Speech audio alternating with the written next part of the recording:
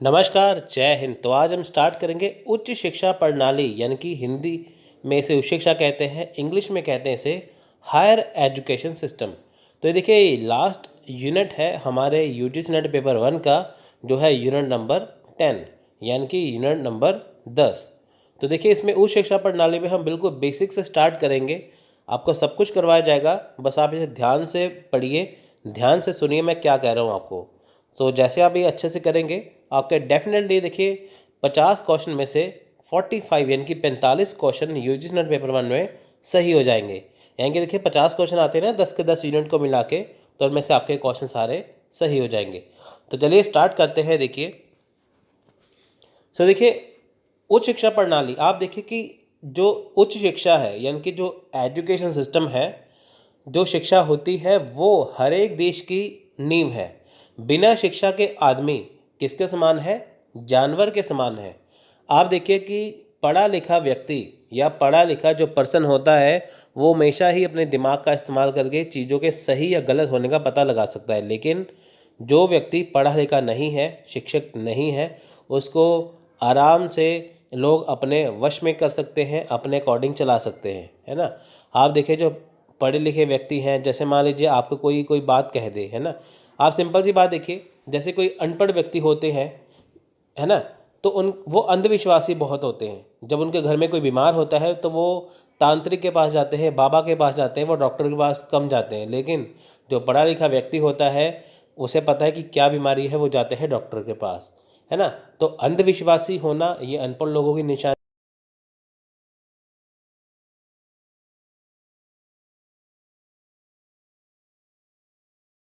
है। तो देखिए हमारा समाज जो शिक्षित होना चाहिए, शिक्षित होने से क्या है, हम देश को आगे बढ़ा सकते हैं। अब देखिए जैसे जैसे टेक्नोलॉजी आती है, 4G है, 5G है, और इतनी सारी टेक्नोलॉजी आई है, ये किन लोगों ने बनाई है? जो शिक्षित हो चुके हैं। तो अगर हमारे देश में देखिए शिक्षा अच्छी होगी तो वो देश हमेशा तरक्की करेगा। सो देखिए भारत में उच्च शिक्षा प्रणाली क्या है, कैसी है। सो देखिए भारत की उच्च शिक्षा प्रणाली चीन और संयुक्त राज्य अमेरिका यानी कि चाइना और यूएसए के बाद दुनिया में तीसरी बड़ी है। ठीक है, यानी कि देखिए चीन और संयुक्त राज्य अमेरिका के बाद क्या है, जो इंडिया की उच्च शिक्षा प्रणाली है वो सबसे तीसरी बड़ी प्रणाली है। तृतीय स्तर पर मुख्य शासी निकाय विश्वविद्यालय अनुदान अनुदान आयोग है। विश्वविद्यालय अनुदान आयोग मतलब जो यूजीसी नेट, ये भारत में जो अपने मानकों को लागू करता है, सरकार को सलाह देता है और केंद्र और राज्य सरकार के बीच समन्वय बनाने में मदद करता है। अब देखिए जो यूजीसी है, इसके अंडर भारत में सारी शिक्षा प्रणाली आती है। वो चाहे स्कूल लेवल हो, वो चाहे कॉलेज लेवल हो, वो चाहे यूनिवर्सिटी लेवल हो। यानी कि देखिए यूजीसी क्या है, जिसके अंडर देखिए बहुत सारी चीज़ें आती हैं। जितने भी हमारे देश के कॉलेज है, चाहे वो प्राइवेट है, रेगुलर है, जो भी यूनिवर्सिटी है, वो सारी इसके अंडर आती है। इसके द्वारा मानक बनाए जाते हैं। मानक क्या बनाते हैं कि ये डिसाइड करते हैं कि सिलेबस कैसा होना चाहिए स्कूल का, कॉलेज का सिलेबस कैसा होना चाहिए, यूनिवर्सिटी का सिलेबस कैसा होना चाहिए, कैसे कैसे एग्ज़ाम कराना है, सब कुछ ये करवाते हैं, चाहे वो केंद्र सरकार में हो चाहे राज्य सरकार में हो। तो इसमें क्या है, केंद्र और राज्य सरकार के बीच में क्या है,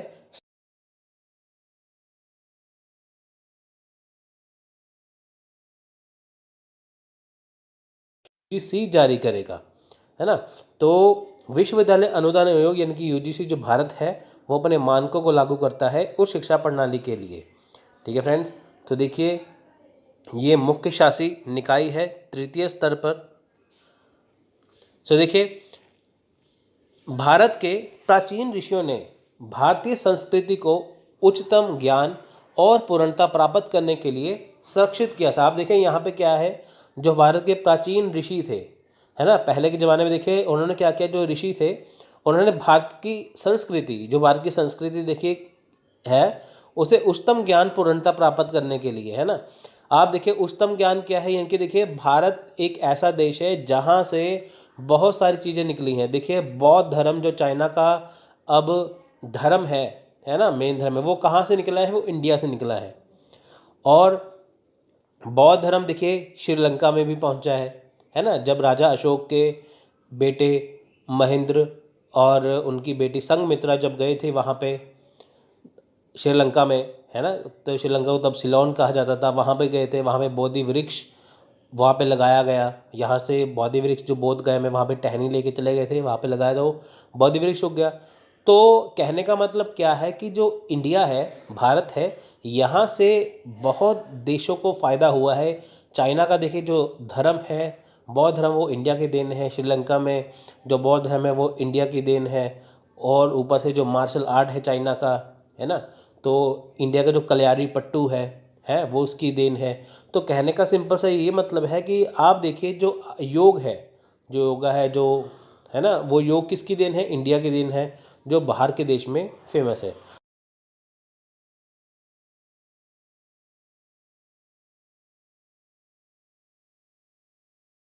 जिसका उद्देश्य सार्वभौमिक प्रेम, एकता और सद्भाव व्यक्त करने वाली शिक्षा की राष्ट्र प्रणाली को बनाना और विकसित करना था। इनका ये मतलब था कि जैसे देखिए भारतीय संस्कृति को बचा कर रखना, आगे जाके उसे और बढ़िया बनाना, सार्वभौमिक प्रेम यानी कि सब जगह पे प्रेम होना, एकता होना, सद्भाव होना, ऐसी शिक्षा प्रणाली बनाना जो सब में प्रेम, एकता और सद्भाव पैदा कर सके। प्राचीन इतिहास रिकॉर्ड करता है कि भारत ने आधुनिक विश्वविद्यालय प्रक्रिया के साथ उच्च शिक्षा की अच्छी प्रणाली विकसित की थी। अब देखिए अगर हम प्राचीन इतिहास की बात करेंगे, वहाँ पे देखेंगे भारत में बहुत सारे देखिए जो विश्वविद्यालय थे, है ना, तब के, वो बहुत अच्छी तरह से विकसित थे, है ना। तो देखिए जैसे तक्षशिला है, नालंदा है, विक्रमशिला है, दुनिया के प्रमुख विश्वविद्यालय 6 के दौरान प्राचीन भारत में चल रहे थे। इनकी छठी देखिए जो ये जो विश्वविद्यालय है ना, तो ये चल रहे थे तब। तो आप ये देखेंगे यहाँ पे जो, अब अगर हम प्राचीन इतिहास की बात करेंगे, है ना, वहाँ से लेके अब तक देखिए जितनी यूनिवर्सिटी है वो पहले से चलती थी। अब देखिए नालंदा विश्वविद्यालय को फिर से रिक्रिएट किया गया है ना, धीरे धीरे करते करते इन सभी को रिक्रिएट करने की कोशिश की गई है कि ताकि जो पहले यहाँ पे था वो फिर से आ सके। आप देखें जो नालंदा यूनिवर्सिटी है ना, यहाँ पे क्या था कि बौद्ध धर्म जो था उसकी पढ़ाई होती थी। जैसे देखिए आजकल एंट्रेंस एग्ज़ाम होते हैं ना किसी कॉलेज में, यूनिवर्सिटी में एडमिशन लेने के लिए, पहले ऐसा होता था कि नालंदा यूनिवर्सिटी में एडमिशन लेने के लिए वहाँ पे भी एंट्रेंस एग्ज़ाम होता था, अगर आप वहाँ पे बौद्ध धर्म की पढ़ाई करवाई जाती थी।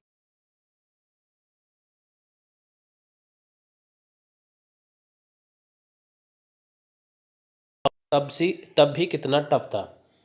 उच्च शिक्षा का अर्थ है कि सामान्य रूप से सबको दी जाने वाली शिक्षा से ऊपर किसी विशेष विषयों में विशेष विशद या सूक्ष्म शिक्षा। उच्च शिक्षा का मतलब क्या है कि जो हम सामान्य रूप से देखिए शिक्षा दी जाती है, उससे ऊपर किसी विशेष विषय के रूप में शिक्षा प्राप्त करना, है ना। हायर एजुकेशन हम कहते हैं ना, बड़ी स्टडी के लिए, हायर स्टडी के लिए हम हायर एजुकेशन करेंगे, है ना, उसके लिए। तो देखिए जैसे आप पीएचडी करते हैं, हम सब तो करते नहीं हैं, है ना, पोस्ट ग्रेजुएशन करते हैं, तो ये सारी उच्च शिक्षा में आते हैं। यह शिक्षा के उस स्तर का नाम है जो विश्वविद्यालयों, व्यावसायिक विश्वविद्यालयों, कम्युनिटी महाविद्यालयों, लिबरल आर्ट कॉलेजों एवं प्रौद्योगिकी संस्थान आदि के द्वारा दी जाती है। अब देखिए उच्च शिक्षा क्या है? जो विश्वविद्यालय यूनिवर्सिटी देती हैं, चाहे प्राइवेट है, रेगुलर है ना, आर्ट कॉलेज है, साइंस एंड टेक्नोलॉजी है, इंजीनियरिंग कॉलेज है, वहाँ पे उच्च शिक्षा दी जाती है। प्राथमिक एवं माध्यमिक के बाद यह शिक्षा का तृतीय स्तर है जो प्राय ऐच्छिक होता है। यानी कि देखिए प्राथमिक शिक्षा है, माध्यमिक शिक्षा है, होती है ना प्राथमिक माध्यमिक शिक्षा, 5वीं तक होती है ना, फिर 10वीं तक होती है, 12वीं तक होती है। 12वीं तक देखिए आप कर सकते हैं। उसके बाद देखिए जब आप 12वीं पास कर लेते हैं, उसके बाद आप जहाँ मर्जी अपनी मर्जी से कोई भी जो फील्ड है चुन सकते हैं, चाहे आप आर्ट्स करिए, मेडिकल करिए, है ना। वैसे देखिए 10th के बाद ही सब कुछ स्टार्ट है। जैसे मान लीजिए आपने 10वीं पास कर ली, आप कोई भी मेडिकल, नॉन मेडिकल रख सकते हैं, कॉमर्स रख सकते हैं, आर्ट्स रख सकते हैं। 12वीं के बाद आप कहीं कॉलेज में किसी में भी एडमिशन ले सकते हैं, है ना। प्राथमिक शिक्षा है, माध्यमिक शिक्षा है, जिसे हम प्राइमरी कहते हैं, 5वीं तक सेकेंडरी होती है।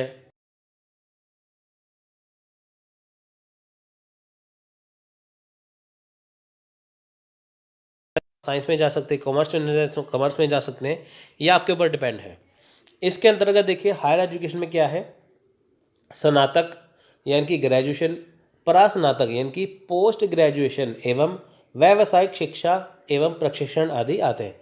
हायर एजुकेशन में देखिए आपका कॉलेज लेवल आ गया, आपका पोस्ट ग्रेजुएशन लेवल आ गया, यूनिवर्सिटी लेवल आ गया, सब कुछ यहाँ पे आता है। यानी कि स्कूल लेवल के बाद की जो शिक्षा होती है वो होती है उच्च शिक्षा। सो देखिए विगत 70 वर्षों में देश के विश्वविद्यालयों की संख्या में 11.6%, महाविश्वविद्यालयों में 12.5%, विद्यार्थियों की संख्या में 60% और शिक्षकों की संख्या में 25% वृद्धि हुई है।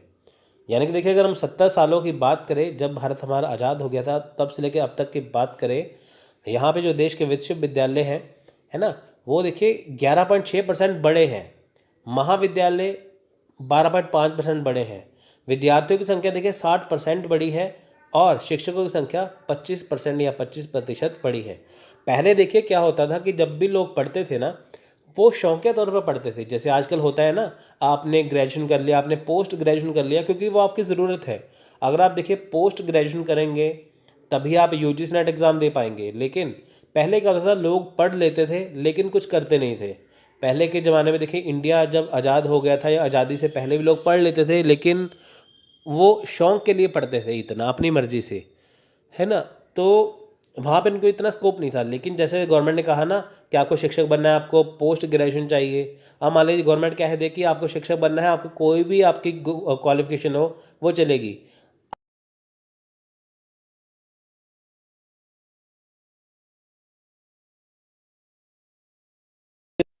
तो अगर आपको पता है कि मेरे को शिक्षक बनना है, आपको पोस्ट ग्रेजुएशन करना ज़रूरी है ना, आपको पीएचडी करना ज़रूरी है, तो ये चीज़ें ज़रूरी है। सभी को उच्च शिक्षा के समान अवसर सुलभ कराने की नीति के अंतर्गत संपूर्ण देश में महाविद्यालयों एवं विश्वविद्यालयों की संख्या में उल्लेखनीय वृद्धि हुई है और साथ ही उच्च शिक्षा की अवस्थापना सुविधाओं पर विनियोग भी तदनुरूप बढ़ा है। आप देखिए कि हर एक को शिक्षा का समान अवसर मिले, समान अवसर सुलभ कराने की नीति, यानी कि हमारे देश में जितने भी बच्चे हैं उनको देखिए जो शिक्षा है वो आसानी से मिले, चाहे वो यूनिवर्सिटी है, विश्वविद्यालय है, चाहे महाविद्यालय है। वहाँ में क्या है कि ऐसी जो शिक्षा के लिए व्यवस्था की गई है कि ताकि उसे हर कोई ले पाए। फीस भी कम होती है सरकारी कॉलेज में, प्राइवेट में चलो होती है वो तो महंगी होती है, सरकारी में कम होती है और कोटा सिस्टम चलता है, तो उससे क्या है कि हर एक बच्चा पढ़ पाता है। भारतीय संविधान में शिक्षा संघ सूची में प्रवेश पत्र 66 पर समवर्ती सूची में है ना। आप देखिए जो समवर्ती सूची है ना, जो समवर्ती सूची है, तो वहाँ पे क्या है, जो हमारी भारतीय संविधान में जो शिक्षा है वो किस में है, वो समवर्ती सूची में है। समवर्ती सूची का मतलब वो होता है, देखिए हमारे संविधान में क्या है, 3 सूचियाँ हैं, संघ सूची, राज्य सूची और समवर्ती सूची। समवर्ती सूची का मतलब वो होता है कि जहाँ पर एक राज्य की सरकार और एक भारत देश की सरकार जो आपस में मिलकर शिक्षा के ऊपर काम कर सकते हैं, नीतियाँ बना सकते हैं। आप देखेंगे सीबीएसई बोर्ड जो होता है ना,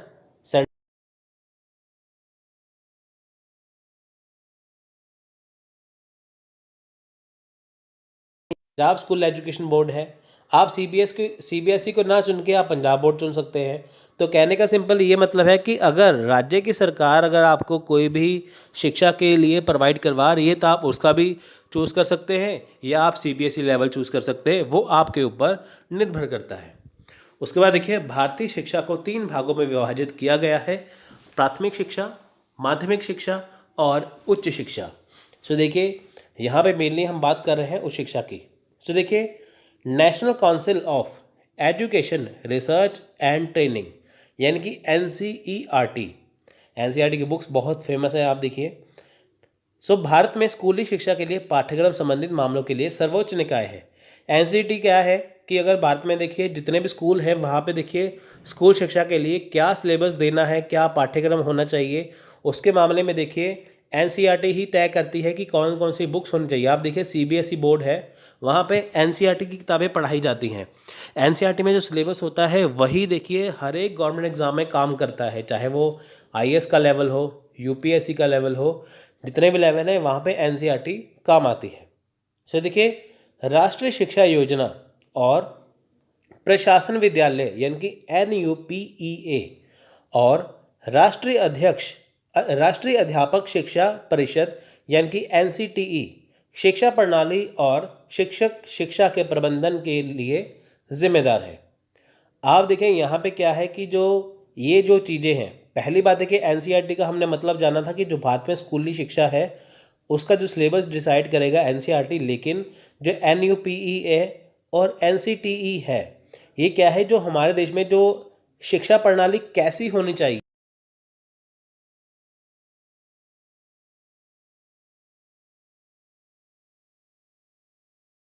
है ना, तो कौन सा शिक्षक पढ़ाना चाहिए ये सब कुछ डिपेंड करता है। एनसीईआरटी सिर्फ सिलेबस डिसाइड करेगा, लेकिन NUPEA और NCTE ये डिसाइड करेगा कि शिक्षा प्रणाली कैसी हो, कितने तक बच्चों को कितना सिलेबस देना है और शिक्षक के लिए क्या क्वालिफिकेशन हो। उच्च शिक्षा में तकनीकी शिक्षा, व्यावसायिक शिक्षा, कला और विज्ञान, कॉलेज मुक्त और दूरस्थ शिक्षा, शिक्षक शिक्षा कॉलेज शामिल हैं। उच्च शिक्षा स्तर पर मुख्य शासी निकाय यूजीसी यानी कि विश्वविद्यालय अनुदान आयोग है।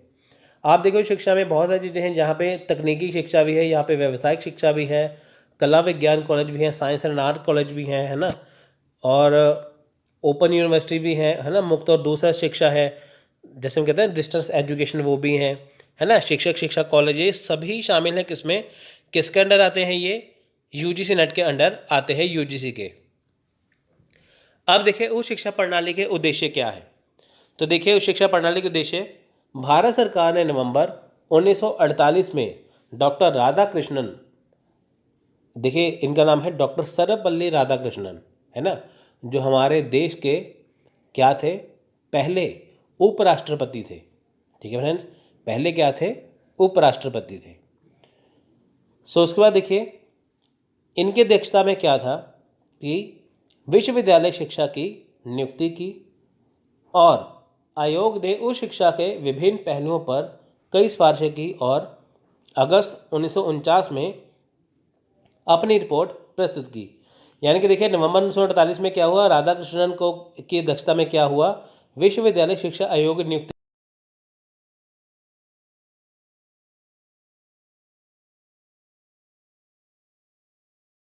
था और शिक्षा के ऊपर काम हो रहा था। अब देखिए उच्च शिक्षा को ज्ञान और ज्ञान दोनों देना चाहिए। अब देखिए उच्च शिक्षा को ज्ञान देना चाहिए, है ना, उच्च शिक्षा को ज्ञान देना चाहिए, यानी कि उच्च शिक्षा किसके लिए बनाई जाती है, जो ज्ञान दे।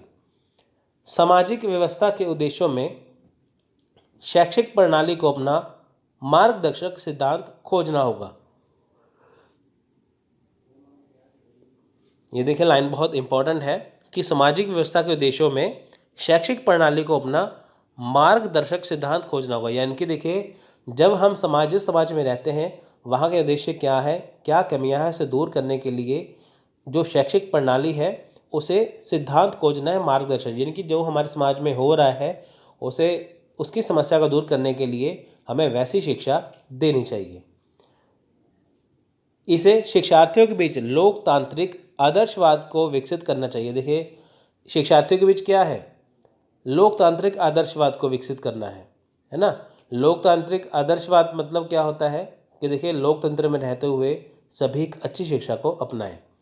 इससे जीवन के उच्च मूल्यों के लिए प्यार पर जोर देना चाहिए। यानी कि देखिए जीवन का उच्च मूल्य क्या है, हमारे जीवन का अंतिम लक्ष्य क्या है, इसके ऊपर जोर देना है, क्योंकि देखिए हमें एक अच्छा नागरिक बनना है, समाज में रहना है। उच्च शिक्षा का केंद्रीय उद्देश्य व्यवसायों और सार्वजनिक जीवन में नेतृत्व के लिए परीक्षण होना चाहिए। देखिए उच्च शिक्षा का केंद्रीय उद्देश्य क्या है, मेन मतलब क्या है कि जो व्यवसाय है और जो हमारा सामाजिक जीवन है वहाँ पे नेतृत्व के लिए, यानी कि हम उसमें आगे बढ़ें, चाहे हमारा सामाजिक जीवन है चाहे हमारा व्यवसाय है, उसके लिए प्रशिक्षण होना चाहिए कि हमें समाज में कैसे रहना है, हमें कौन से व्यवसाय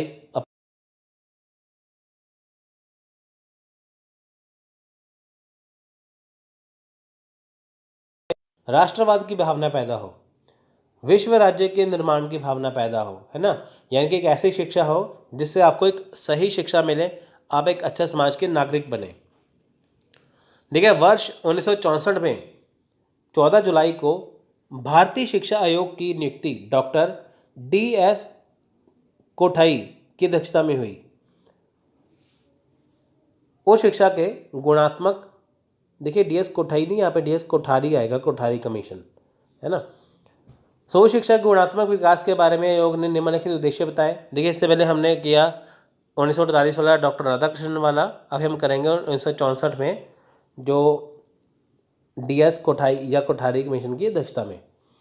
अब देखिए सत्य की खोज में नए ज्ञान की तलाश और संवर्धन करना और नए ज्ञान और खोजों के प्रकाश में पुराने ज्ञान की व्याख्या करना। अब यहाँ पे देखिए 1948 से 64 तक यानी कि देखिए कुछ ना कुछ बदलाव हुए। वहाँ पे क्या था, ये इन्होंने नई सिफारिशें दी कि सत्य की खोज में नए ज्ञान की तलाश करना। यानी कि देखिए जो सच्चाई है उसमें क्या है, नए नए ज्ञान को, है ना। जैसे देखिए जो हमारे पास आसपास चीज़ें हैं, जो सच है उसमें क्या ज्ञान है उसकी तलाश करना पूरी तरह से, है ना। उसके बारे में बताना है कि हम जिस समाज में रहते हैं वो कैसा है, और नए ज्ञान के साथ साथ जो पुराना ज्ञान है उसे भी बताना। आप देखिए कि अब जैसे देखिए आजकल हम स्मार्टफोन के ज़माने में हैं, लेकिन वो टाइम भी था जब हमारे पास टेलीफोन नहीं था। तो देखिए आज के ज़माने की बात करेंगे तो हम पुराने ज़माने की व्याख्या भी साथ में करेंगे। जीवन के सभी क्षेत्रों में सही प्रकार का नेतृत्व प्रदान करना है कि देखिए जीवन के जितने भी क्षेत्र है, चाहे वो आर्थिक है, सामाजिक है, राजनीतिक है ना, सांस्कृतिक है, तो उनमें क्या है, सही प्रकार का नेतृत्व करना है इनकी,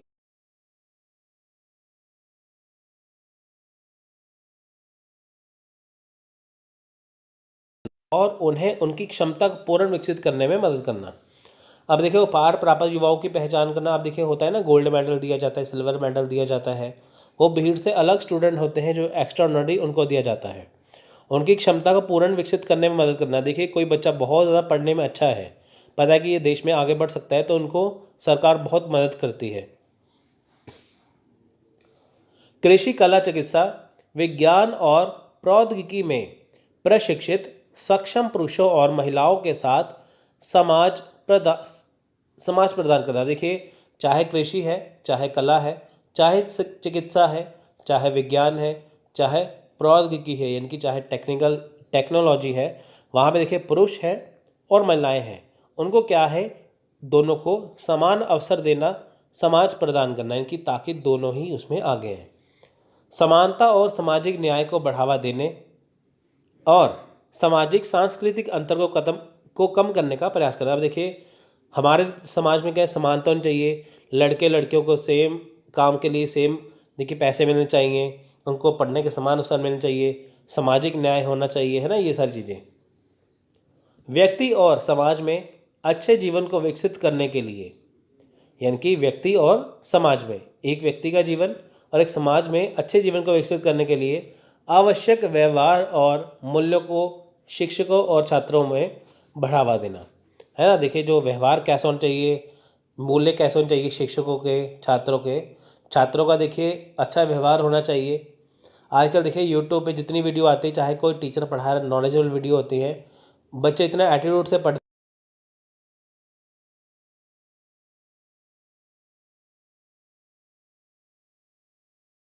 हैं। तो इसमें क्या है, बच्चों को देखिए अच्छे से पढ़ना चाहिए, कुछ एटीट्यूड नहीं रखना चाहिए, कुछ बैड कमेंट्स नहीं करने चाहिए, है ना, वो चीज़ें। तो शिक्षकों को भी सेम वैसा ही व्यवहार अपना अच्छा रखना चाहिए। विभिन्न शैक्षणिक गतिविधियों के संगठन के माध्यम से उच्च शिक्षा प्रणाली विकसित करना। आप देखिए जो विभिन्न शैक्षणिक गतिविधियां हैं, है ना, अलग अलग प्रकार के देखिए शैक्षणिक गतिविधियां हैं, उनका जो संगठन है उसके माध्यम से क्या है, वो शिक्षा प्रणाली विकसित करना है। जैसे देखिए कोई साइंस पढ़ा रहा है, कोई मैथ्स पढ़ा रहा है, कोई कुछ पढ़ा रहा है, कोई कुछ पढ़ा रहा है, उससे क्या है, वो शिक्षा प्रणाली को विकसित करना। सो देखिए राष्ट्रीय शिक्षा नीति 1986। अब देखिए ये 1986 वाली बात आई, पहले हमने 1948 का किया, फिर 1964 का किया, हम 1986 की बात करते हैं। राष्ट्रीय शिक्षा नीति 1986 ने कल्पना की कि उच्च शिक्षा पहले की तरह ही गतिशीलता बन जानी चाहिए। नीति के अनुसार शिक्षा उच्च शिक्षा प्रणाली के लिए आवश्यक गतिशीलता को प्रदान करने के लिए कार्यक्रमों और रणनीतियों की मुख्य विशेषताएं निम्नलिखित हैं। अब देखिए 1986 वाला आ गया ना पार्ट। अब देखिए लेटेस्ट आया था 2020 का, है ना। 2020 में देखिए बहुत ज़्यादा चेंज किया गया। पहले हम 1986 वाला पढ़ते हैं एक बार। अब देखिए इसमें ये बताया गया कि जो पहले की जो शिक्षा चल रही है उसे ही गतिशील बनाना चाहिए। देखिए संस्थाओं का समेकन यानी कि एकत्रीकरण करना, है ना, एकत्रीकरण करना और विस्तार करना। संस्थान जितने भी देखिए इंस्टीट्यूट्स हैं उनको इकट्ठा करना, उनका विस्तार करना और बढ़ाना उनको। स्वायत्त कॉलेजों और विभाग का विकास। स्वायत्त कॉलेज मतलब कि जो देखिए स्वायत्त कॉलेज होते हैं जो अपने आप चलाए जाते हैं।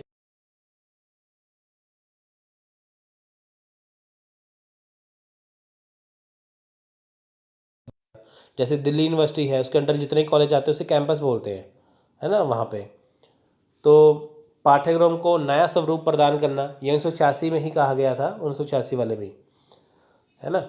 जो पाठ्यक्रम है उसमें नया स्वरूप देने की नई नई चीज़ें ऐड करना। शिक्षकों का प्रशिक्षण। अब देखिए जो शिक्षक जो पढ़ाते कॉलेज में स्कूल में तो उनको प्रशिक्षण देना पहले। अनुसंधान को मजबूत करना है, रिसर्च को। आप देखिए जब भी हमारे देश का बजट आता है उसमें एक ही बात होती है कि अनुसंधान को मजबूत करना। पहले देखिए अनुसंधान क्या था, रिसर्च क्या थी, बहुत मुश्किल थी, लेकिन आजकल क्या है, आसान हो चुकी है ना। उसको मजबूत करना कि ताकि नई नई चीज़ें लेके आए। मुक्त विश्वविद्यालय और दूरस्थ शिक्षा की स्थापना। अब देखिए ओपन यूनिवर्सिटी हैं, है ना, और जो दूरस्थ शिक्षा की स्थापना है इनकी। जब बच्चे मान लीजिए पंजाब में है तो दिल्ली बैठे पढ़ सकता है। डिस्टेंस लर्निंग जिसे बोलते हैं उसको भी देखिए बनाना। मुक्त विश्वविद्यालय जैसे देखिए कुछ बच्चे जॉब करते हैं साथ में पढ़ भी लेते हैं वो चीज़। दक्षता में सुधार, यानी देखिए दक्ष होना चाहिए, है ना, संपूर्ण चीज़ होनी चाहिए, अपने आप में अच्छी होनी चाहिए, उसमें गुणवत्ता में सुधार कर देना। पेशेवर आचार संहिता तैयार करना। अब देखिए पेशेवर आचार संहिता क्या है कि जैसे एक कॉलेज लगता है इतने से इतने बजे तक, स्कूल इतने थे से इतने बजे तक यहाँ पे टीचर पढ़ाएंगे ऐसे करके, वहाँ पे पूरा आचार संहिता तैयार करना कि कब से कब तक बच्चों को शिक्षा दी जाएगी, कैसी शिक्षा दी जाएगी वो। सो देखिए एनपीई यानी कि नेशनल पॉलिसी ऑफ एजुकेशन 1986 और एक्शन के कार्यक्रम 1992 के बाद उच्च शिक्षा क्षेत्र में प्रमुख विकास विश्वविद्यालय और कॉलेज के शिक्षकों के वेतनमान का पुनरीक्षण।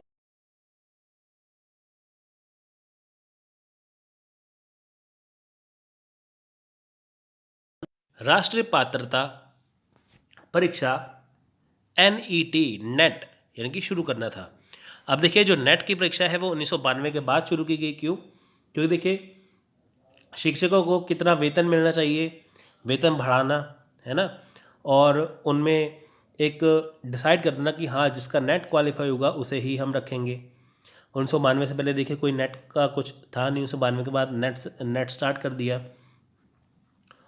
अब देखिए प्रशिक्षण कैसा होना चाहिए, शिक्षक में क्या गुण होने चाहिए, ये चीज़ें देखने के लिए नेट शुरू किया गया NET। विश्वविद्यालय और कॉलेज शिक्षकों की भर्ती के लिए शैक्षणिक स्टाफ कॉलेज की स्थापना करना। कुछ राज्यों के कॉलेजों को स्वायत्तता का दर्जा, दूरस्थ शिक्षा का विस्तार आदि। अब देखिए विश्वविद्यालय में अगर कोई टीचर रखना है, कॉलेज में कोई शिक्षक की भर्ती करनी है तो उसके लिए नेट जरूरी कर दिया इन्होंने वो चीज़। तो देखिए नीति में सिफारिशों के अनुसरण में UGC ने राज्य सरकार और विश्वविद्यालयों को उच्च शिक्षा की राज्य परिषदों की स्थापना के लिए दिशा निर्देश जारी किया। देखिए नीति में क्या था, सिफारिशें देखी गई 1986 में क्या क्या सिफारिशें हुई, है ना। उसमें देखिए UGC ने क्या किया, राज्य सरकारों और जो विश्वविद्यालय थे उनको उच्च शिक्षा में, है ना, उच्च शिक्षा में राज्य की क्या था, राज्य परिषदों की स्थापना की। हर एक राज्य में देखिए राज्य परिषद बनाए गए कि ताकि वो UGC के नियमों का पालन करे और देखे कि नए नए टीचर कैसे रखने हैं। वास्तव में राष्ट्रीय विकास के लिए मैन पावर को प्रशिक्षित करने में उच्च शिक्षा की महत्वपूर्ण भूमिका है। मैन पावर का मतलब है कि देश में कितने शिक्षक पढ़ाते हैं, चाहे वो